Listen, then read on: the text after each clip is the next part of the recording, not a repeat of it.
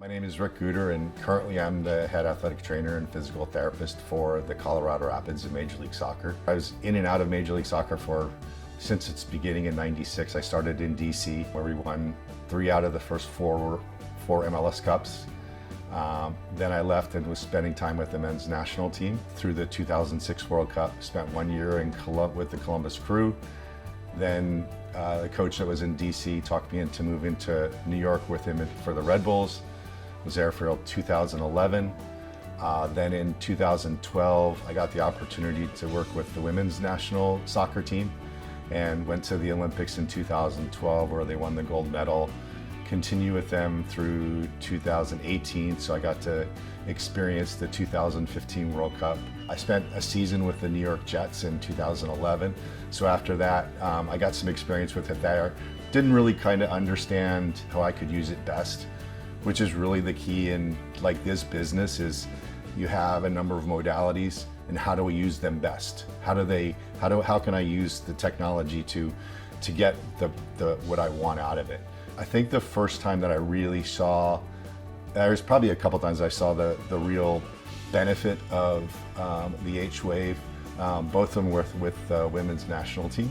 One was during the 2015 World Cup in Canada. We had a woman that had actually played in the '07 and 2011 World Cup, so this was going to be her final World Cup.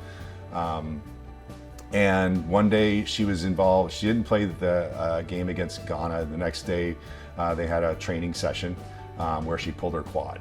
We immediately went back to the hotel and did an ultrasound scan on it, saw that it was about a grade 2 strain with just a ton of fluid around there. We immediately put the H-Wave on her and had her wear it for 8 straight hours. Next morning we took another set of images of it on the ultrasound, and there was no blood. There was no fluid that was around this injury anymore. And that was just from, I think, that the muscle pump, and it helped rid her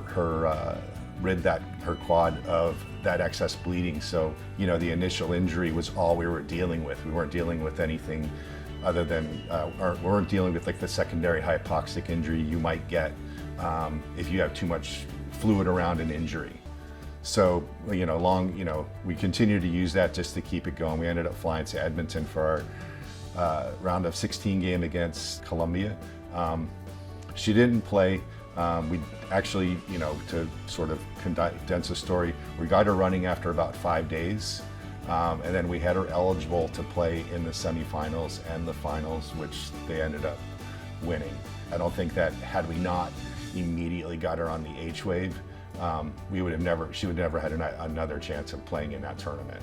You know, that was a phenomenal example of what the H-Wave can do. Another female player had an acute injury to her ankle where she had a spontaneous fracture of an os trigonum, which is like an accessory bone in the ankle. Immediately blew up. We put her on the H-Wave overnight. She wore it to sleep with. Next morning, there was no swelling visible in the ankle. So again, we were able to get rid of the potential for any secondary hypoxic injury and any other tissue damage that might be involved with that. I think she ended up being at about 2 to 3 weeks, just because with the bony fracture, we had to let that settle in as well. But again, another example of how the H-Wave was super beneficial in at least that initial care, and then continued to use it to continue to flush the area of the body that would swell post-exercise if possible. Because there are professional athletes and this is their job, and it is an occupational hazard that they're going to get injured. So we have a really good relationship with our work comp people, and if we have a player that gets injured or potentially even has surgery, and we're worried about some post-injury swelling, post-surgery swelling, I'll usually get them an H-Wave. Number one, for the muscle stimulation that you get, so that it can stimulate the lymphatic drainage system to take the swelling that's produced out, and so it doesn't become a problem in the future. and we'll continue to do that for X period of time, while they're still in that potential active bleeding phase.